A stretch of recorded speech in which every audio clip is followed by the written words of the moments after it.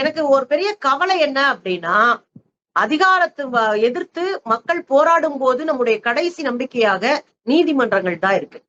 நீதிமன்றங்களே இப்ப அதுலயும் பெரும்பான்மையான நீதிமன்றங்கள் மோடி போன்றவருடைய பாக்கெட்ஸ்ல இருக்கும்போது அது ரொம்ப வேதனை தர விஷயமா இருக்கு. இந்த வழக்கிலே கூட செத்து ஏதோ ஒரு இடத்துல நடக்கிறதானுங்க அப்படின்னு சொல்றீங்க.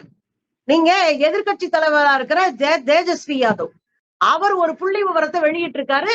தேர்தல் ஆணையத்தினுடைய புதிய வடிவத்தில இருந்து அந்த புதுசா திருத்தப்பட்ட அந்த வடிவத்தில இருந்து அவர் ஒரு புள்ளி விவரத்தை வெளியிட்டு இருக்காரு. 3 லட்சம் வீடுகள் ஜீரோ அப்படின்னு இருக்குன்னு.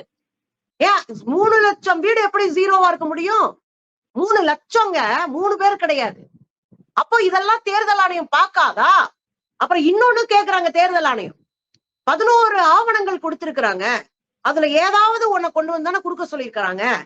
நீங்க ஏன் 11 ஆவணத்துல ஒன்ன கூட உங்களால கொடுக்க முடியலையா அப்படின்னு கேட்டிருக்கு தேர்தல் ஆணையம்.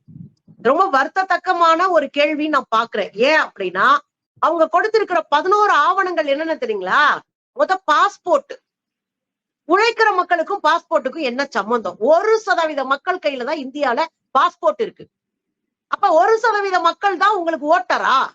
அப்ப உழைக்கிற மக்கள் உங்களுக்கு ஓட்டர் கிடையாதா? ஒரு அடிப்படை கேள்வி. 2வது என்ன கேக்குறாங்கன்னா, பென்ஷனர் உங்களுடைய ஐடியா கொடுங்க. பென்ஷன் வாங்குனீங்கன்னா எத்தனை பேர் அரசாங்க வேலைக்கு போய் பென்ஷன் வாங்குறவங்க இருக்காங்க சொல்லுங்க? கிடையாது. அப்ப அதுலயும் ஒரு 2-3% தான் இருக்கிறாங்க. அதுவும் அடிபட்டு போயிடும். 3வது என்ன கேக்குறாங்கன்னா, உங்களுக்கு நிலம் இருக்கும்ல, இந்த ஊர்ல எனக்கு நிலம் இருக்கு, அந்த நிலத்திற்கான ஆவணங்களை கொடுங்க. இல்ல அரசு உங்களுக்கு வீடுகள் இலவசமா கொடுத்திருப்பாங்க, நிலம் இலவசமா கொடுத்திருப்பாங்க, அந்த நிலம் வீடுகளுக்கான அத்தாட்சி இருந்தா அதை கொடுங்கன்னு கேக்குறாங்க. அரசாங்கம் தங்கள் கட்சிக்காரங்களுக்கு கொடுக்குறானுங்க. போலியா வீடு கொடுத்தோன்னு லக்ஷ்மின்னு ஒரு அம்மா, உங்களுக்கு நல்லா ஞாபகம் இருக்கும், ஒரு 4 ஆண்டுகளுக்கு முன்பு நாங்க வீடு கொடுத்துட்டோன்னு போட்டோவோட போட்டாரு ஐயா மோடி. கடைசியில போய் பார்த்தா அந்த அம்மா இத்து போன குடிசையில தான் இருக்கு.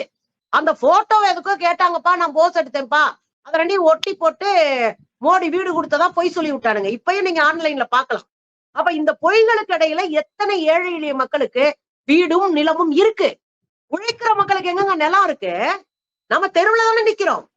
அப்ப அந்த அச்சாத்தையும் கொடுக்க முடியாது. ஏற்கனவே இருப்பிட சான்றிதழ் என்கிற ஒன்றே பீகாருக்கே புதுசுன்றாங்க.